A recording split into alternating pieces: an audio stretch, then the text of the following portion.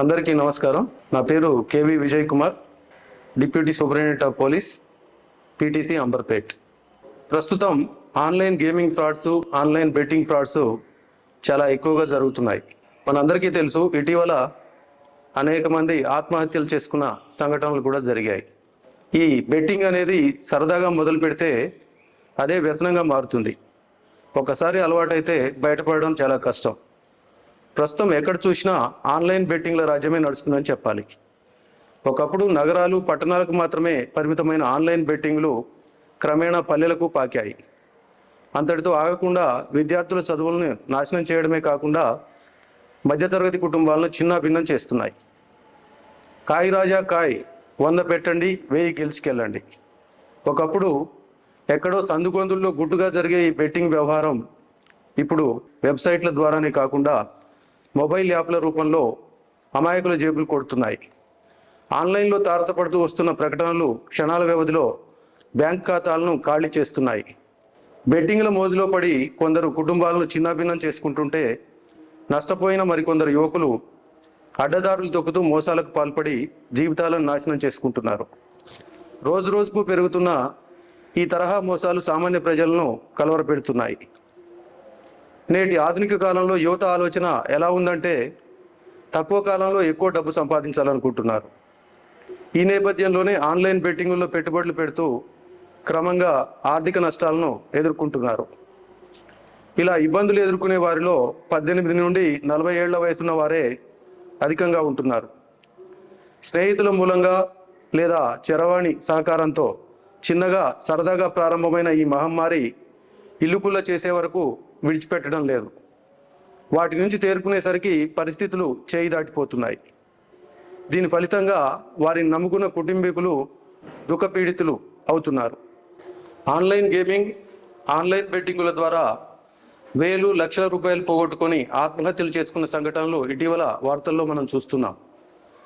2020లు, వన్డేలు, IPL, ఆఖరికి test match అయినా, ప్రో కబడ్డీ లీగ్ అయినా, రమ్మీ పేకాట్ అయినా, వీడియో గేమ్స్ అయినా కాదేది ఆన్లైన్ మోసానికి అనర్హం.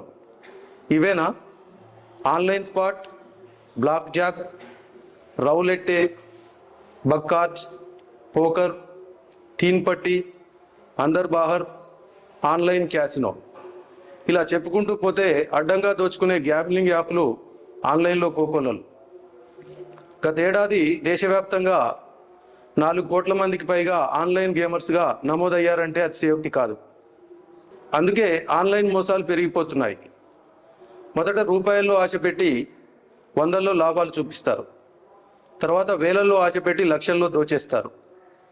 పలు రకాల గేమ్లపై ప్రజల్లో ఉన్న మోజును క్యాష్ చేసుకునేందుకు నకిలీ యాప్లను సృష్టించి వాటి ద్వారా సులువుగా డబ్బులు దండుకుంటున్నారు.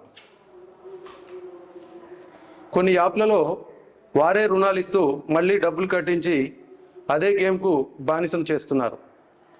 ఆన్లైన్ బెట్టింగ్ యాప్ నిర్వాహకులు చైనా, అరబ్ దేశాల నుంచి ఆపరేటింగ్ చేస్తుంటారు.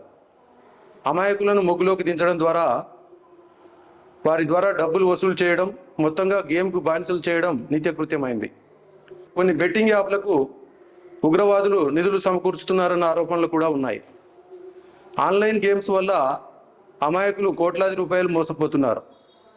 ఆటపై ఉన్న ఇష్టాన్ని వ్యసనంగా మార్చడంతో పాటు తెలివిగా డబ్బులు పెట్టించి మోసగించడంలో నిపుణులైన యాప్ ఆపరేటర్లకు సుమారు 25 నుంచి 30% కమిషన్ వెళ్తున్నట్టు Indian cyber crime coordination centre I4C తెలిపింది.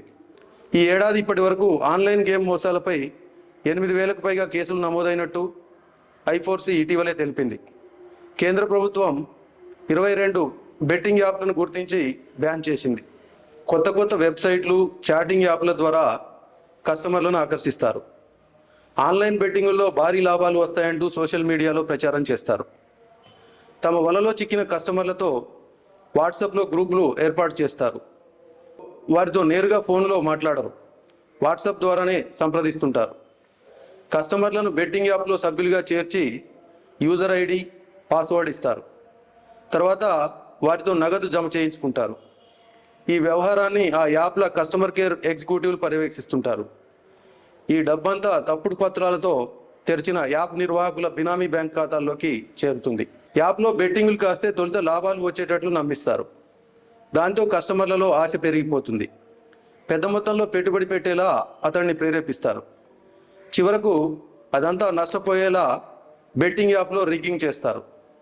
మళ్ళీ కొత్త బకరా కోసం వేట మొదలవుతుంది. సాధారణంగా గెలిచే అవకాశం ఉన్న జట్టుకు తక్కువ పర్సెంటు, ఓడిపోయే అవకాశాలు ఉన్న జట్టుకు ఎక్కువ శాతం డబ్బును ఆఫర్ చేస్తుంటారు. ఆ విధంగా జట్టు మీద బెట్టింగ్ వేశాక కొంత సమయం వరకు వాటిని వేరొక జట్టుకు మార్చుకునే అవకాశం ఉంటుంది. కానీ వీరు అలా మార్చడానికి అవకాశం లేకుండా ఆ సమయంలో సర్వర్ను ఆఫ్ చేసి మోసం చేస్తారు. ప్రధానంగా game winner, loss option handler చేతిలో ఉండడంతో ఒకవేళ గెలిచినప్పటికీ నష్టం వచ్చిందని చెప్పి వారి ఐడిని బ్లాక్ చేస్తారు. ఆ డబ్బును తమ కరెంట్ అకౌంట్లలోకి జమ చేసి వాటి నుంచి కార్పొరేట్ ఖాతాల్లోకి బదిలీ చేస్తున్నట్లు పోలీసుల విచారణలో నిర్ధారణ అయింది. భారత్, మలేషియా, థాయిలాండ్, యుఏఈలలో వందలాది కాల్ సెంటర్లను వీరు నడుపుతున్నట్లుగా ఇటీవల వెలుగులోకి వచ్చింది. విదేశాల్లో పెద్ద సంఖ్యలో బినామీ బ్యాంక్ ఖాతాలు తెరిచి వీరు ఈ మోసాలకు పాల్పడుతున్నట్లు ఇటీవల పోలీస్ దర్యాప్తులో తేలింది. ఈ నేరాలను ఎలా ఎదుర్కోవాలి? ముఖ్యంగా మనం స్మార్ట్ ఫోన్ వాడకం తగ్గించడం మంచిది. ఆన్లైన్ వేదికగా ప్రపంచమంతా ఎన్నో దారుణాలు జరుగుతున్న క్రమంలో స్మార్ట్ ఫోన్ వాడకం తగ్గించడం మేలు. ఖాళీగా ఉంటూ ఏదైనా చూస్తున్న కొద్దీ ఏవేవో ప్రకటనలు, ఆకర్షించే బొమ్మలు, గేమ్స్, ఇతరాలు దర్శనమిస్తూనే ఉంటాయి. అప్పటికే ఏదైనా గేమ్పై ఆసక్తి ఉంటే దాన్ని ఆడాలనిపిస్తుంది. అది వ్యసనంగా మారుతుంది. తర్వాత డబ్బులు పెట్టి నష్టపోయే స్థితికి చేర్చుతుంది. దానివల్ల ఎన్నో అనర్థాలు, ఇంట్లో ఇబ్బందులు, అప్పుల గొడవలు, మనస్పర్ధలు, ప్రశాంతత లేక ఆత్మహత్యల ఆలోచనలు. స్థిమితంగా ఆలోచించండి. ఆన్లైన్ గేమ్స్ వ్యసనం నుంచి బయటపడండి. అవసరమైతే కౌన్సిలింగ్ తీసుకోండి. కానీ ఆత్మహత్య చేసుకునే పరిస్థితికి మాత్రం ఎట్టి పరిస్థితుల్లోనూ రావద్దు. Thank you.